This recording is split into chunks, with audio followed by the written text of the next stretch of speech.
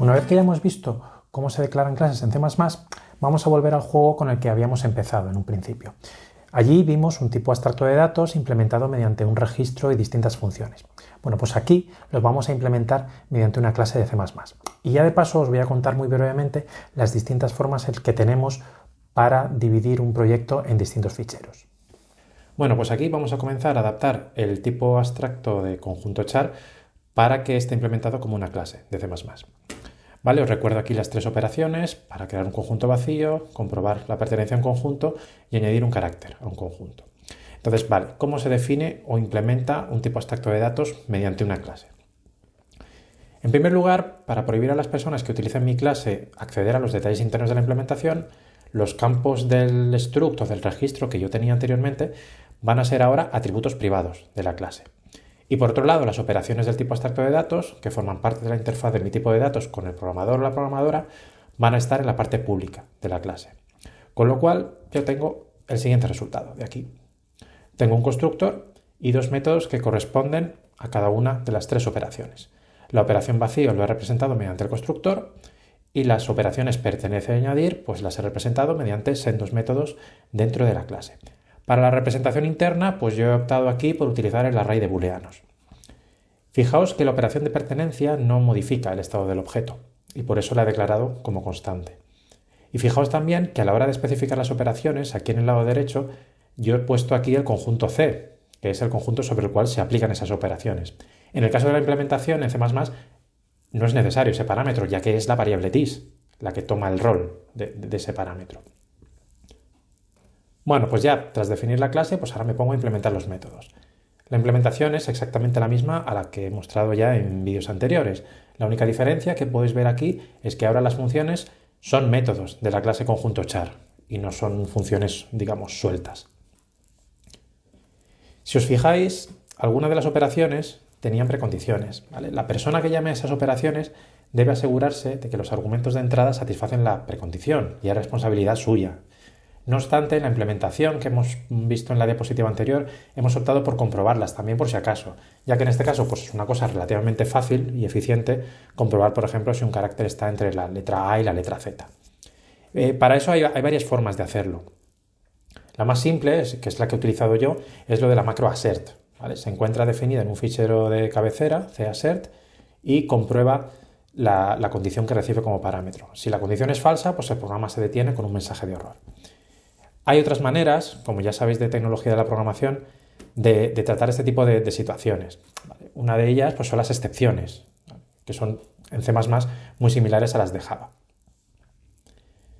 Bueno, pues volviendo a nuestro juego, esta es la implementación que os enseñé en su día, en esa notación, digamos, conjuntista. Esta es la que teníamos en un vídeo anterior, abstrayendo todas las operaciones en funciones. Y esta es la que tenemos ahora. ¿Vale? Cambiando conjunto char, en lugar de ser un registro, pues ahora es una clase, con unos métodos. Es bastante parecida a la anterior, lo único que cambia es pues, un poco la notación. Antes, en lugar de llamar a funciones, pues ahora estoy llamando a métodos. Pero hay algo más. Ahora el compilador garantiza que el método main no va a poder acceder directamente al array que está dentro del conjunto char. Y esto pues, me va a dar libertad para, por ejemplo, cuando yo quiera, cambiar la representación de conjunto char sin afectar, digamos, la lógica del juego. Una pregunta bastante frecuente a la hora de utilizar las clases en C++ es sobre todo en lo relativo a cómo se organiza el código fuente, ¿vale? Si tiene que ir todo el código fuente dentro del mismo fichero o se tiene que separar y en este último caso, pues cómo se separa. Pues bien, lo ideal sería que por cada clase yo tuviese dos ficheros, uno de ellos con extensión .h y otro con extensión .cpp. El fichero .h tiene la definición de la clase, ¿vale? Por ejemplo, yo aquí estoy declarando la clase conjunto char, con su array, con la declaración de los métodos. Si los métodos yo los hubiera declarado inline, es decir, pues dentro de la definición de la clase, pues también los tendría que haber puesto aquí en el .h. Por otro lado, en el fichero .cpp tengo las implementaciones de los métodos. Tendría que hacer en este caso un include del fichero .h aquí para que el compilador compruebe que en efecto los métodos que estoy poniendo aquí pues están definidos en la clase a la que yo digo que pertenecen. Por último, tengo un fichero con extensión cpp que es el que estoy utilizando para mi función main.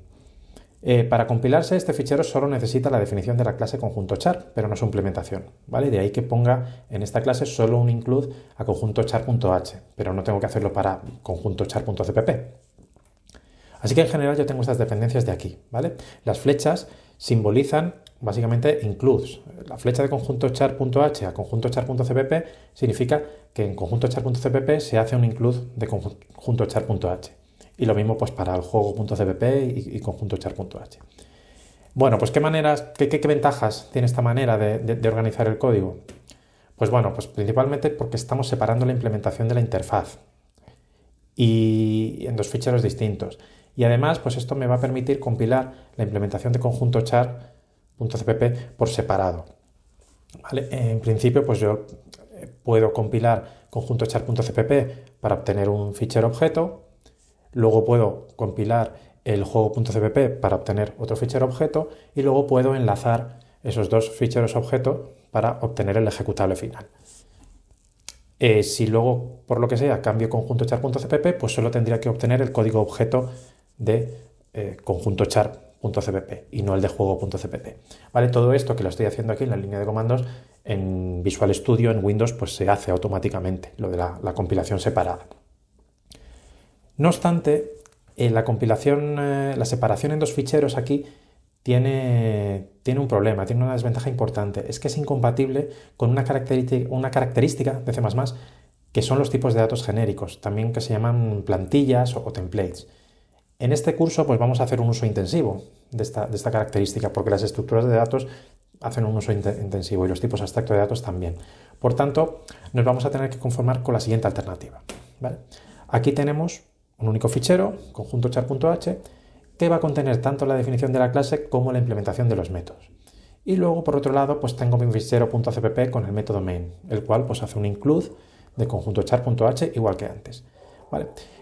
Con esto, por desgracia, no vamos a tener ninguna de las ventajas que os he comentado anteriormente, ni nada de la separación entre interfaz e implementación, por lo cual pues yo podía meterme en el .h y ver ahí la implementación si me diese la gana. No vamos a tener una compilación separada, etc. Pero bueno, no nos queda otra, porque cuando más pronto que tarde vayamos a utilizar plantillas o templates en C++, todas las implementaciones van a tener que estar en el .h, o al menos aquellas implementaciones que sean genéricas. Y esto va a ser así en este curso.